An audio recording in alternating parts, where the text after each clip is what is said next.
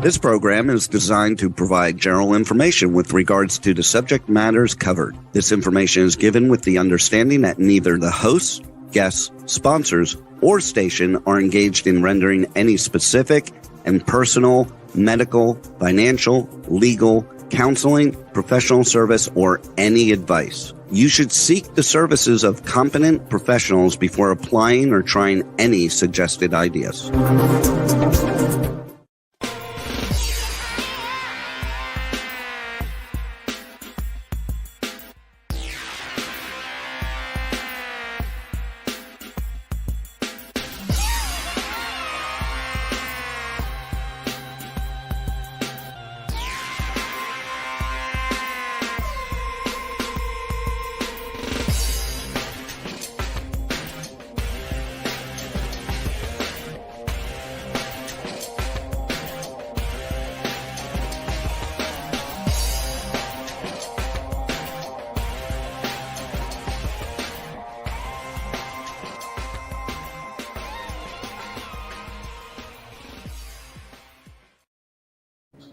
On the story.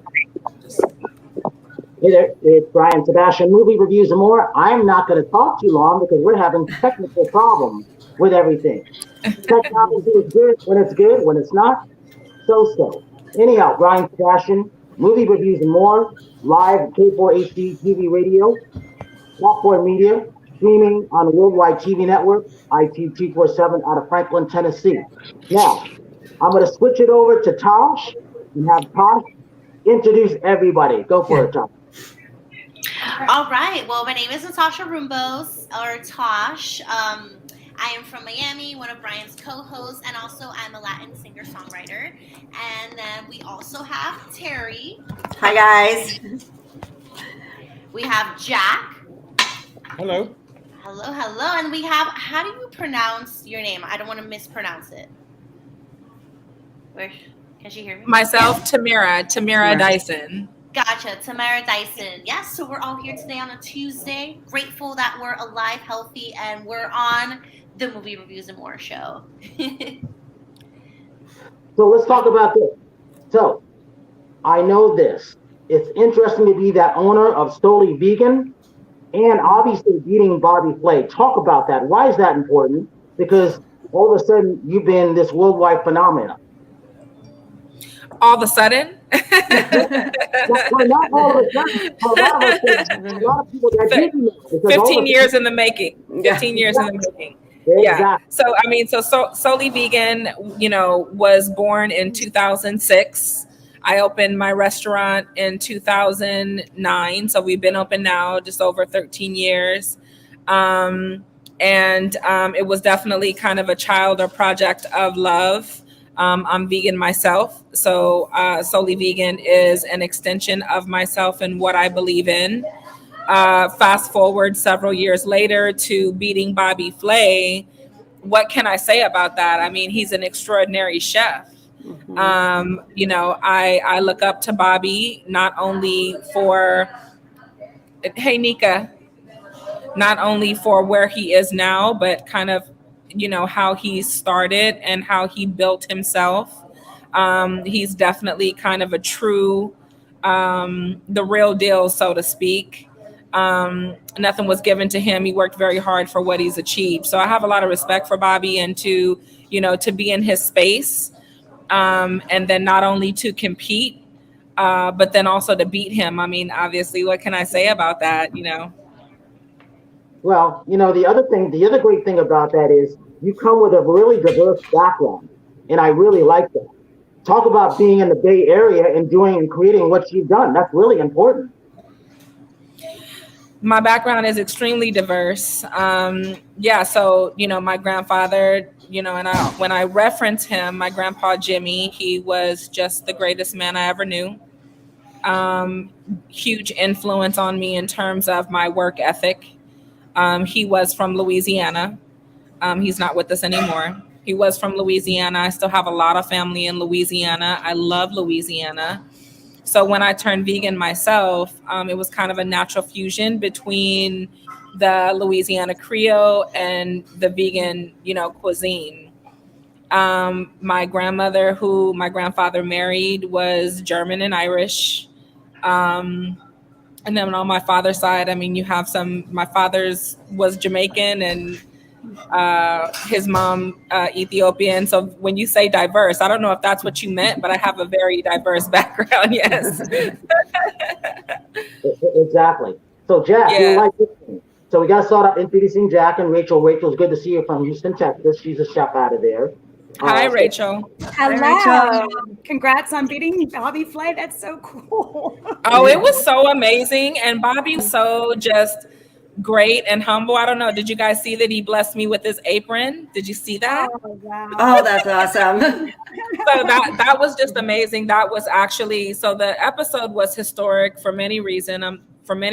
I'm the first vegan chef that beat Bobby. And then in addition to that, you know, the producers and everybody said that Bobby had kind of so much respect for how I prepared the dish, being everything was from scratch. I made my own pickles as well. He crowned me with his apron, which is also historic because that's the first time in the 30 years that the show has been on that he's ever done that. So yeah, it was an amazing experience. I just felt overwhelmingly grateful. That's so cool. God, that's so cool. Yeah. So Jack, so Senior Director of Business, I love this. This is your new title. Talk about this, but talk about where you came from, because I think on March 18, 2020, when someone was supposed to go to the Twitter office, and obviously she didn't get a chance to go, but Jack loves Twitter Space. So I go, that would be interesting. So Jack, introduce yourself first. Go ahead.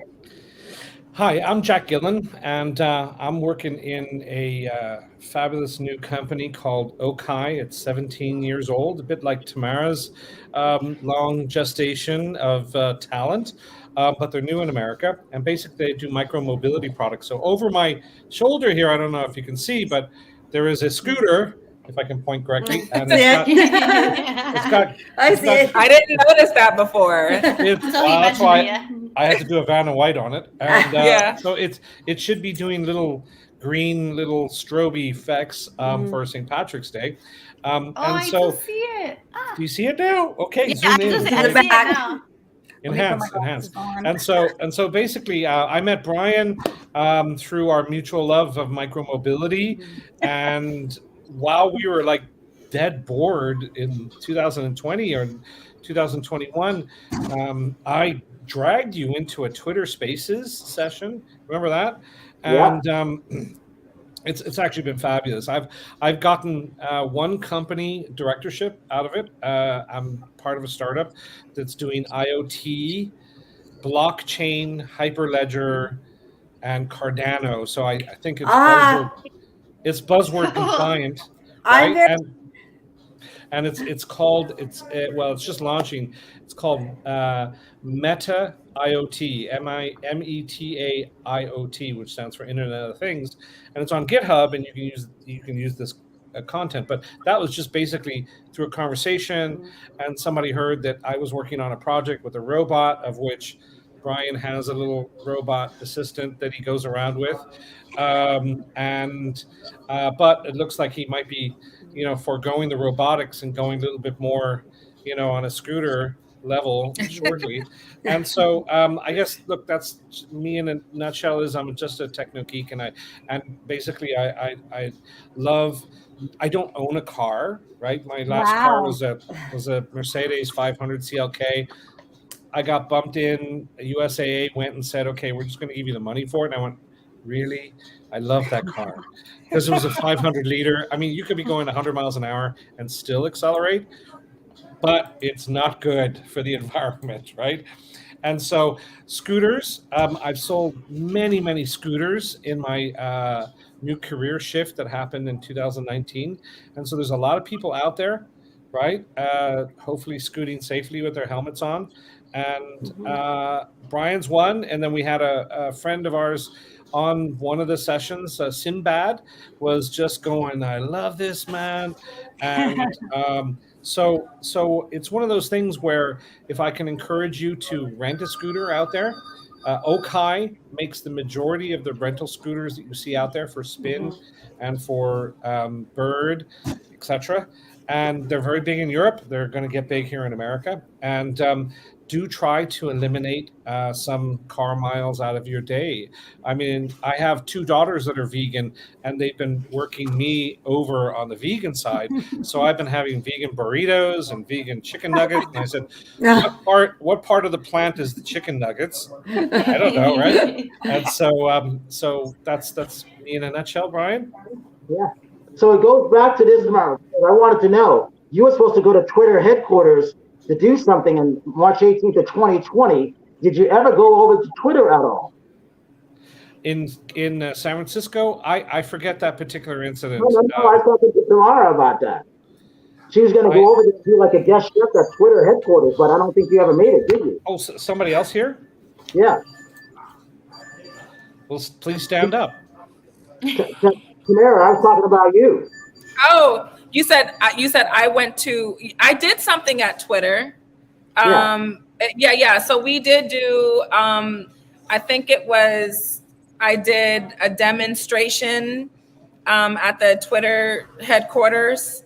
And that. I mean, it was fun. It was great. I think I did like a spaghetti cage in there and a side or something like that. Is that what you're referring to? Yeah.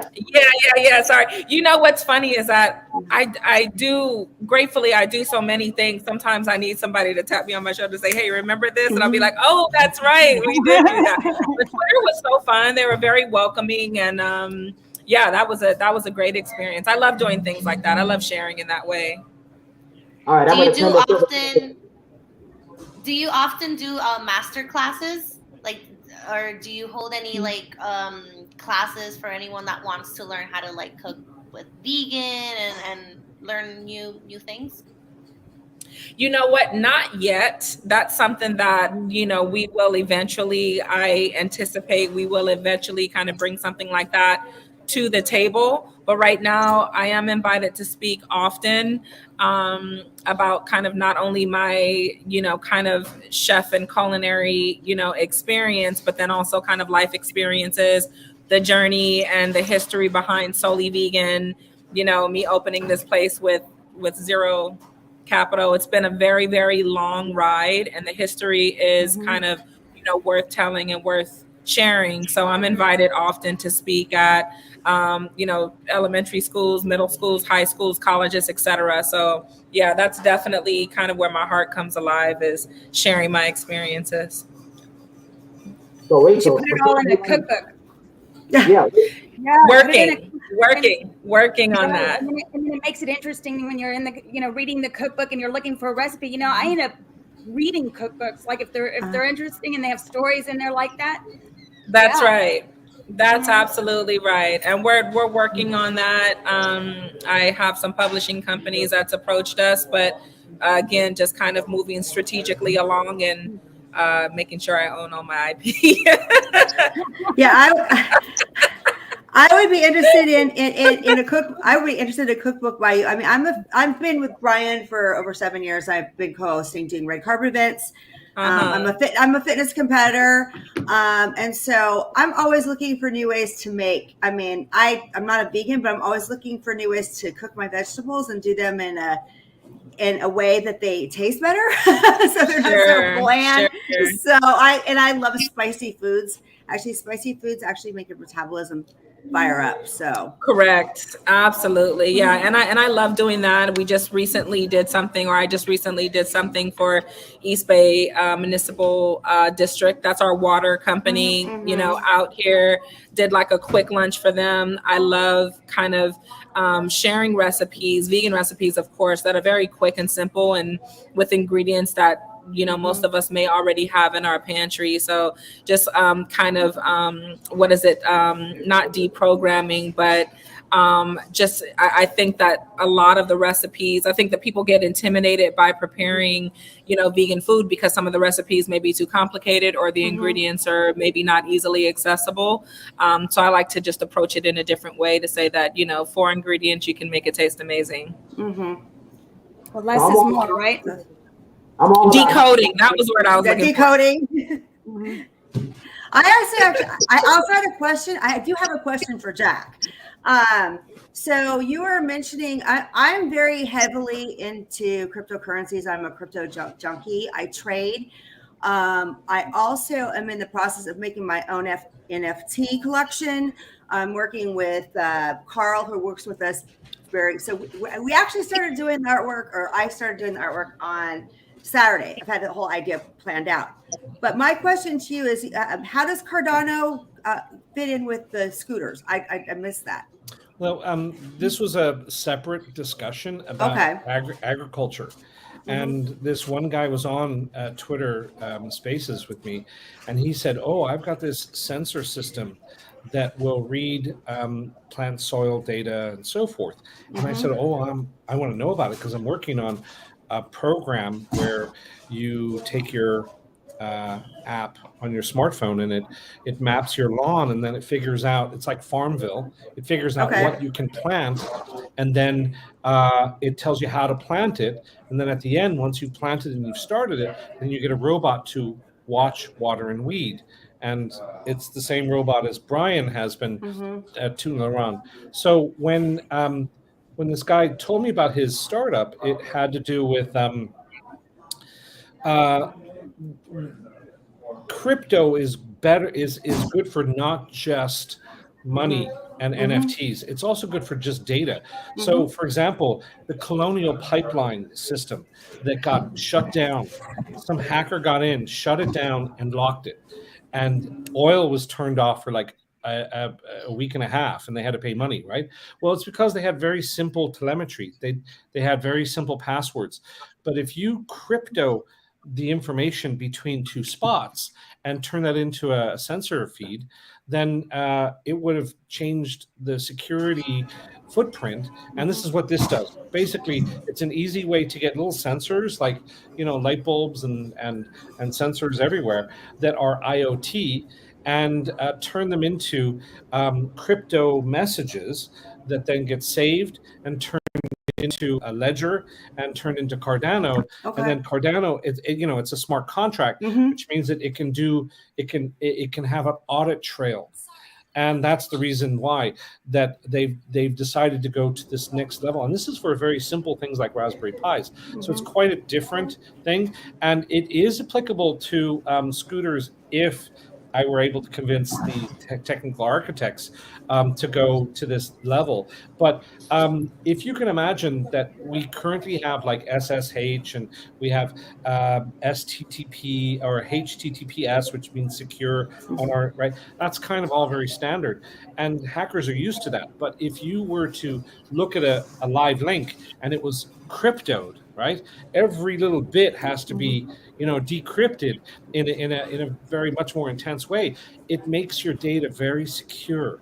And so, and in fact, I was in Dubai at a conference, and there was a lady who was saying, use crypto for humanity, please. Make it more democratic. And one of the ways that you're using it is the fact that art is becoming democratized, and it's becoming monetized in ways that artists get paid in new ways, which is really cool. So it's not just for Bitcoin or whatever. And Cardano has a lot of usage. So I'm heavily invested in Cardano. I Charles Hopkins, I'd love to meet him sometime because I follow him. And he's really funny if you ever watch him on Twitter. Do you know him personally, or? I do not know him, but some of the guys do know of him very well. But Cardano can be used for more than just, find money, right? It's got this whole, because Ethereum can use smart contracts, but it's got some, I don't know, sorry, my, I just got, my Siri just jumped in and said, "Oh, you're talking about something."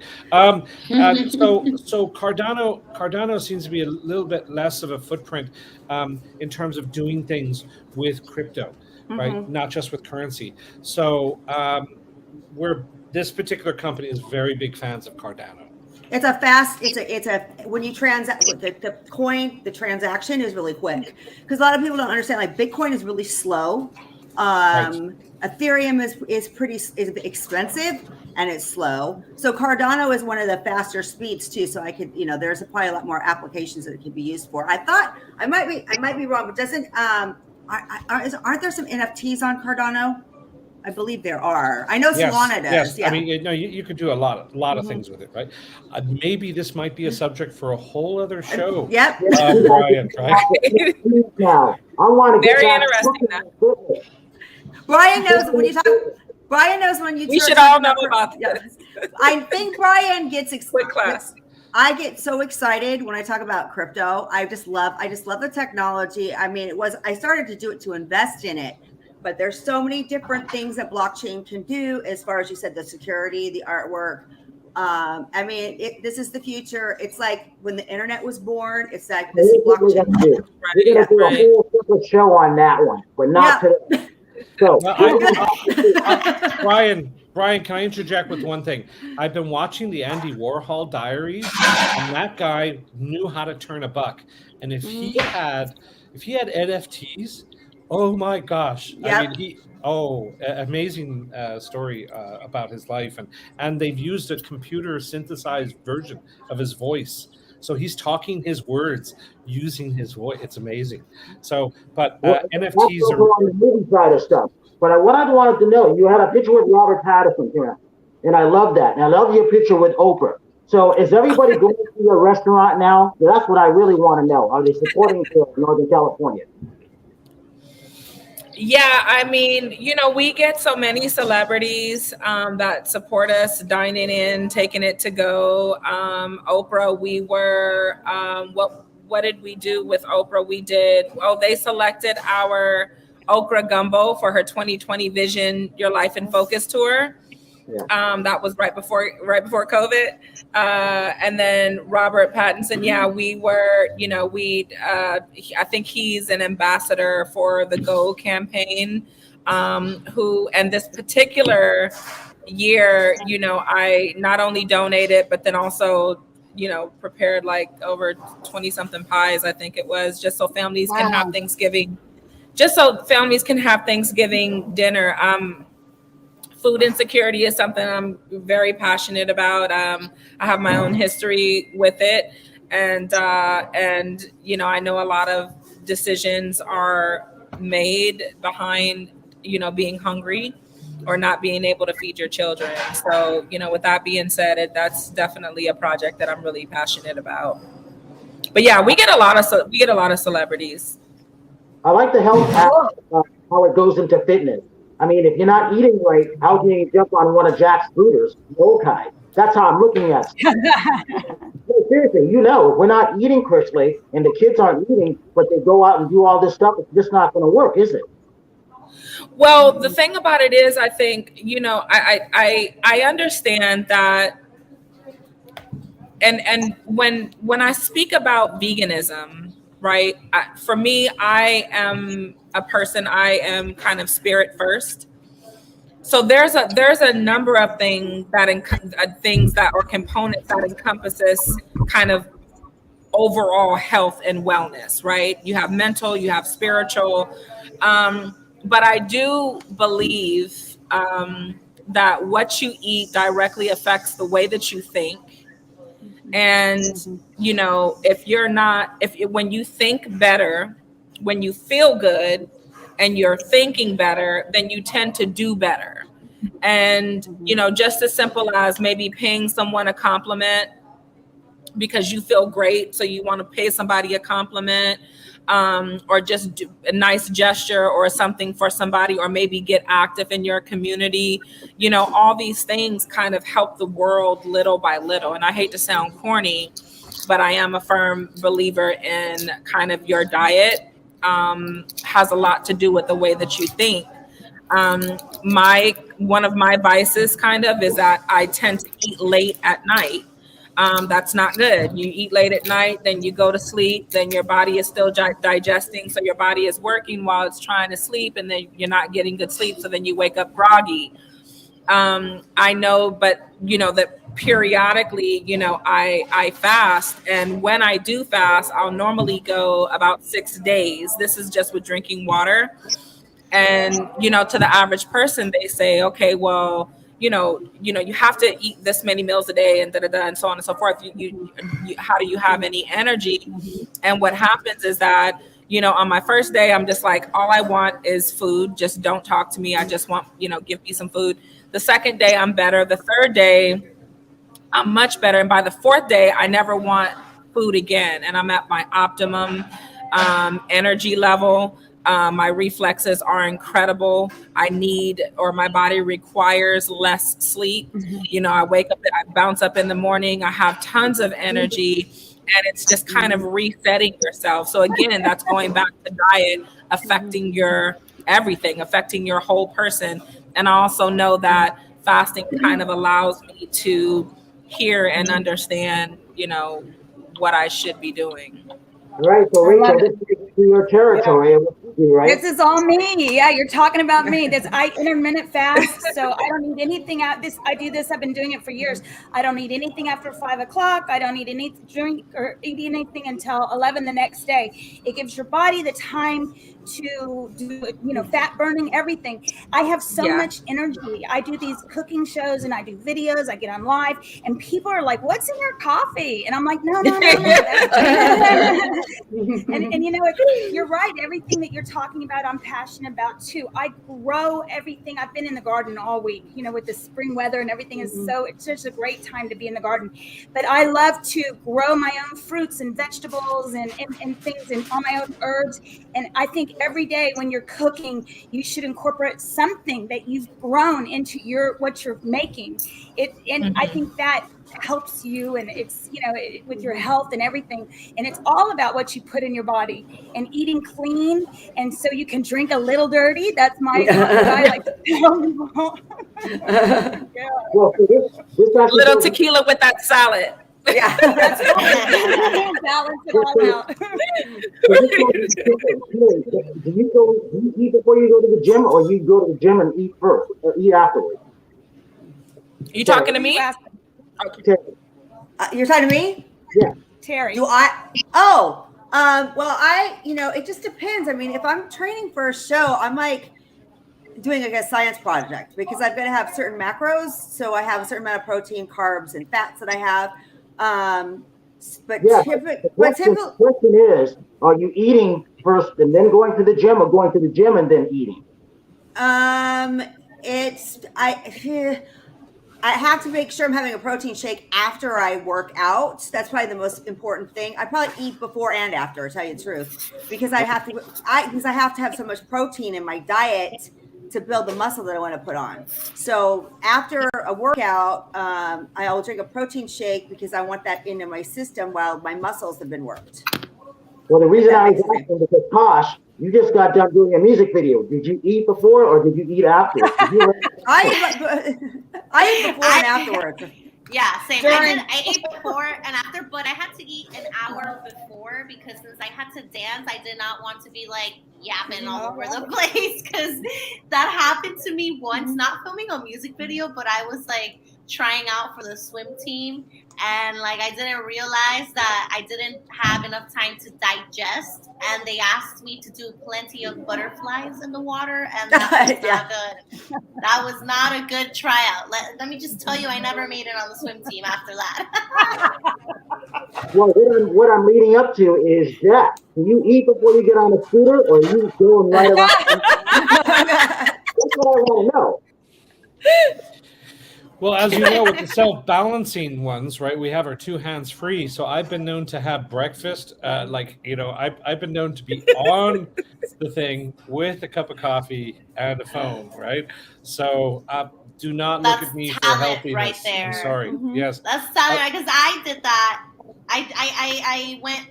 Well, this was bad. Don't do it. This is like drinking and driving, but this was drinking and scootering, and that was not a good choice.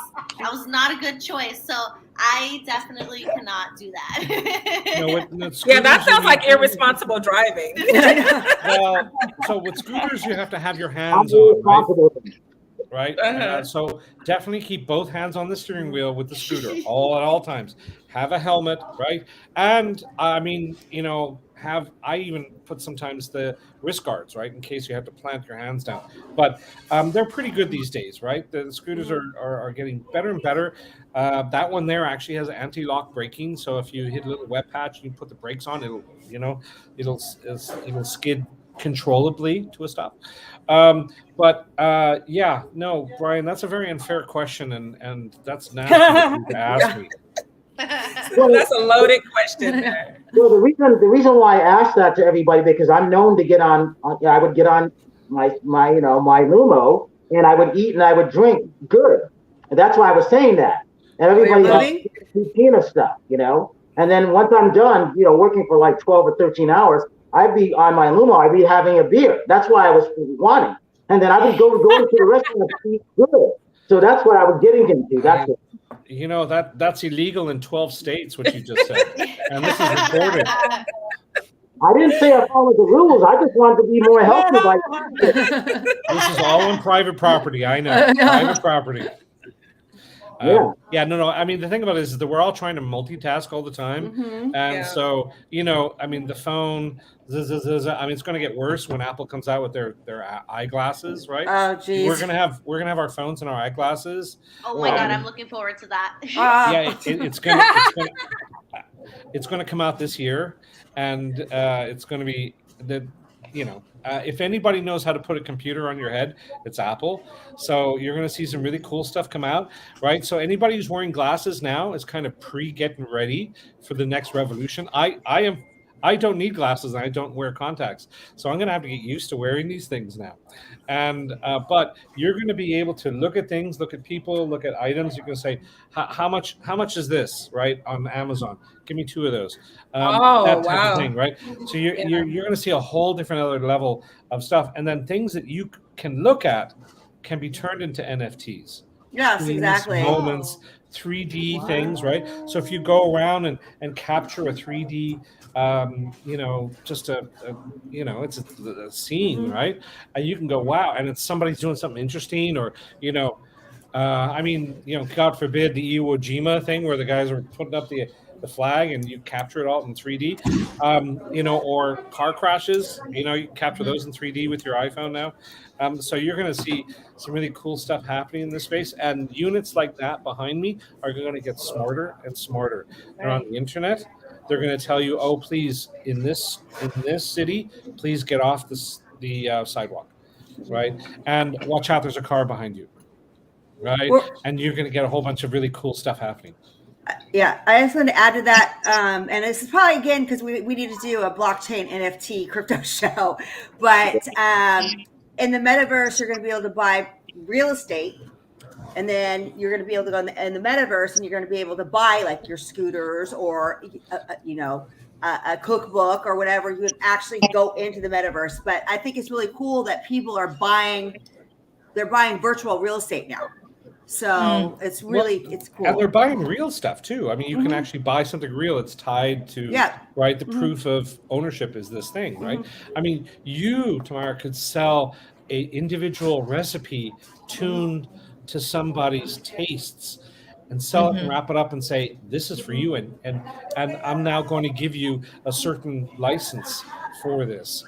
That only you can have. I will hold the master license, but I'll give you a sub license. I'll give 10 people this, right? Or you can give it to 5 people, right? There's, like you said, IP is becoming democratized. Absolutely. Well, how did your restaurant do when everything was shut down? Because I was curious about that. How did you operate? Well, we never closed. And it was just kind of an overnight, traumatic experience. We went from kind of spilling out of here to crickets. And so we just, stayed open every day, went from, 10 staff to maybe 2 between the front and the back, did to go only, of course. And then just kind of stayed with it. And then again, not unlike when I first opened in 2009, the naysayers would say, just go ahead and why don't you just close? A lot of restaurants are closed, just go ahead and close. You're really not making any money, da da da. And I was just like, kind of my motto is that I have to try. I always have to try. And so that's what I did. I mean, I stuck it through. And, I think that when March 17th was the first day that we could no longer do dine in. And so I think that I don't think that I had a breakdown, but I did go into kind of this mental hole where I was just, I was just crying. And, like I said, I have a history of certain financial difficulties in my background. So one of my goals from a little girl was to be able to take care of my mom. I do that very well now. But that was a fear of mine that I wasn't going to be able to do that anymore. And, what's going to happen to my family that I take care of. So I think that after I had that, I had to reel myself in. And what I tend to do, kind of my process, is that when there's things that are happening on the outside that are kind of seemingly mountainous and I can't get a hold of, then I turn inside. And so then I just breathe, and then I say, okay, well, for sure, I have not come all this way just to fail. I opened this place with just a few bucks in the cash register. So challenges like this are no stranger to me. And so once I was able to kind of calm down and I was able to think, then opportunities started presenting themselves and allowed me to and then I can think clear enough to take advantage of them, which is I expanded to 3 additional locations since COVID. Actually 4. I have a little sister, the Solely Vegan, opening up soon. The latter part of April is what we're shooting for, providing that the city gives us our permits on time. But yeah, so COVID, told me to, go big or go home, and I chose to go big. Cool. Good for you. That's awesome. Yeah. It's stories we like. In Los Angeles, are you going to be doing dine in at all? Yeah. So I'm looking for a full service restaurant in Los Angeles as we speak, and then also Vegas as well. Oh, Houston. Yeah, I mean, we're opening up the franchise model. So with that being said, I have a lot. Let's just say I have a lot of interested prospects to open up Solely Vegan in different parts of the world. Yeah, love it. What was the first dish that you made that really people just really loved and they wanted to come back and more? What was the first dish? I think that when I first started selling at a local farmer's market, I think the dishes were greens. There was collard greens. I want to say collard greens, black eyed peas, yams, and potato salad. So when I would give people samples, because people were like, oh, ha, ha, ha, vegan Southern food, that's not going to work. That's an oxymoron. You can't do, Southern food, vegan, da, da, da. I got all that, And so my thing was to give samples. And I said, okay, you don't have to buy anything. Just try it, And what I would always give a sample of was the greens and the potato salad. And it just drove people crazy. So is green fried tomatoes, are they fully vegan? Because I love those. Yeah. I think it's just in the preparation. Some people, I think primarily, it is, because they should really probably only be using kind of like a cornmeal batter, so to speak.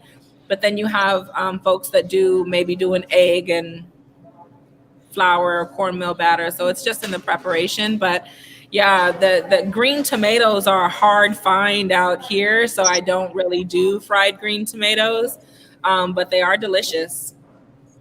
Love the movie. How's your insurance, Brian? Rachel, so are you making anything vegan? Oh, well. That's just a question. Smoked corned beef.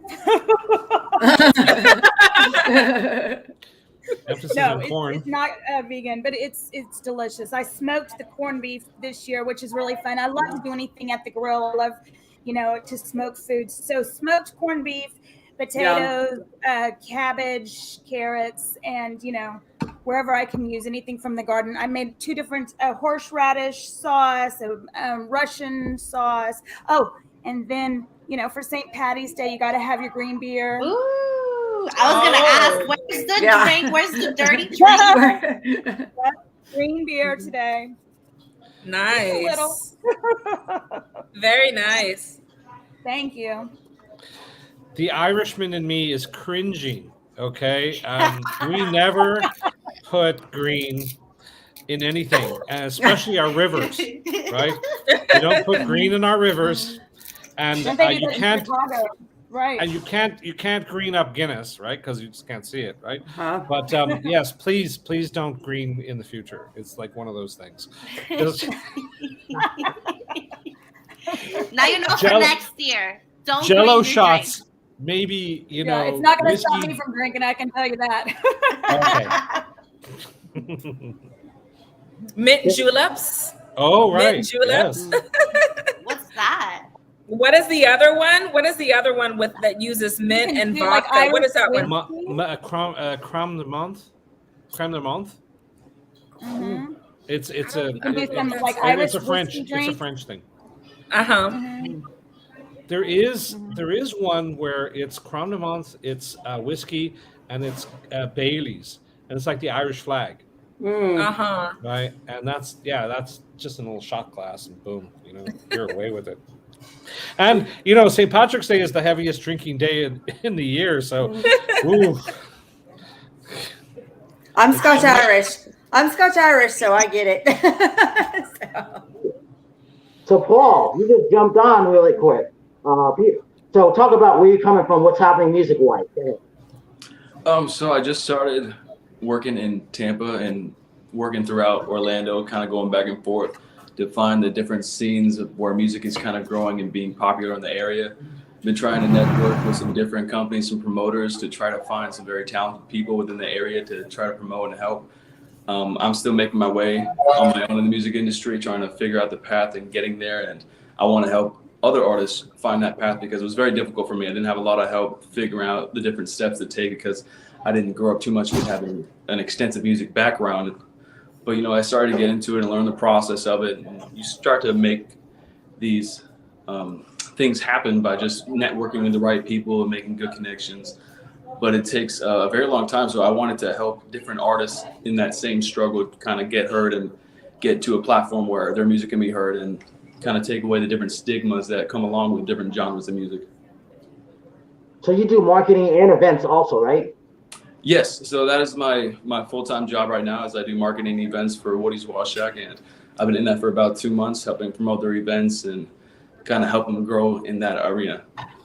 What do you got going up food-wise? We're talking about food and health on food. Oh, food-wise? Well, for those events, you can't really eat the healthiest, unfortunately. There's a lot of different vendors in the events we do, and staying in shape is definitely hard when you're all around that good, awesome carnival food and all these different event foods. Yeah, that's definitely true. I can say that for sure. So, but I'm doing my best. So for me, I got to continue to eat healthy. So again, I love anything. I'm getting more into vegan, but I don't always know what really is to have, if that makes sense. Yeah, it definitely depends on everybody's individual makeup of their body. I try to eat lean and clean meats, and I try to exercise regularly. But different things work for different people. I've kind of found what worked for me with just concerning health-wise. I try to snack throughout the day just to keep my stomach digesting things, and that's been helping me a lot just with dieting and everything. But definitely finding exercise or time to exercise on the side is always a good thing to do. All right. Well, Rachel, you get a chance to tell who you are, give your social media website. Go for it. Okay. You can hear me on the Tino and the Mandy Chomp Chomp Show on NovaStarRadio1.com. Also, Rachel Roberts Recipes. You can find me on all their social media. Turn on your computer. I'll be there. Thank you. I love it. Tosh, go ahead. So you can find me at Vocally Tosh. just so you know, Peter, I'm also a Latin singer-songwriter. So I'm new in the whole music business. So I totally understand about the whole like networking and trying to, help other people, get their voice heard. So that's awesome that you're doing that. And we should talk. Also, follow me on my website, natasharumbomusic.com. There's going to be new music coming out in April, and I'm so excited. I finished shooting my music video today. So, yeah, lots of good vibes, and thank you guys for always tuning in. And Terri?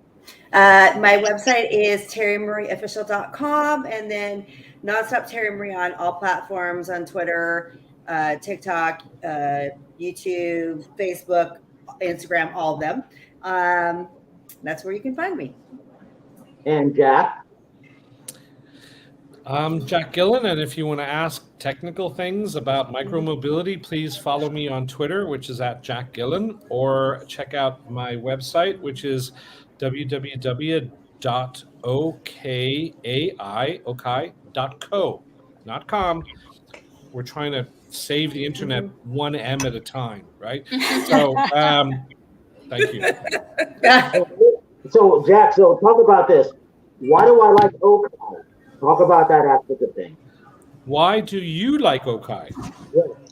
Well, I have you on video, so I watched it recently. It's because you got on it. You went, well, it's kind of cool and white, and it's kind of sleek. And oh, look, you can change different colors. But you liked it because it was a lot more stable, right? So we have a pneumatic tire in the front and a solid tire in the back, which means that you get a nice kind of shock absorbing in the front, and in the back is usually where you get your punctures. You can stick a hammer through this thing and it'll still keep going, right? And so and Brian, he just likes the latest thing, and this is the latest thing. I mean, this is brand new. Most scooters are designed 2 or 3 years ago. This is out as in the last couple of months, and we have even a little dial on the top. It looks like an Apple Watch, and you can put your little picture on it. You can do a bunch of different things. So, yeah, it's kind of trendy that way, and so that's why I think you liked it. Yeah. So, Ms. Dyson, I mean, I love what you've done. My hat goes off to you. I'm actually this is gonna be my challenge. If I can scoot to all of the restaurants that you're gonna have, that's what I'm gonna do. I'm gonna start at the one up north in Oaktown, and then I'm gonna work my way down. And don't laugh, because I've taken my, the old Lumo all He'll do over. it. I'm gonna scoot into your future new restaurant, and then I'm gonna have something good to eat. What would you recommend me so I can be prepared? The country steak plate is one of my absolute favorites. It's my play on chicken fried steak. And yeah, it comes with mashed potatoes and greens. It's delicious. It's my favorite. You're making me hungry. Yes. All right, you get to end the show today. What encouragement would you say to someone who will be starting up kind of like how you started? What would you say to them? Believe in yourself. Believe in yourself. Believe in your vision. Have a kind of sole purpose for the reason why you want to start your particular business. It's the passion that you have that's going to help to carry you through those hard times when you get knocked down.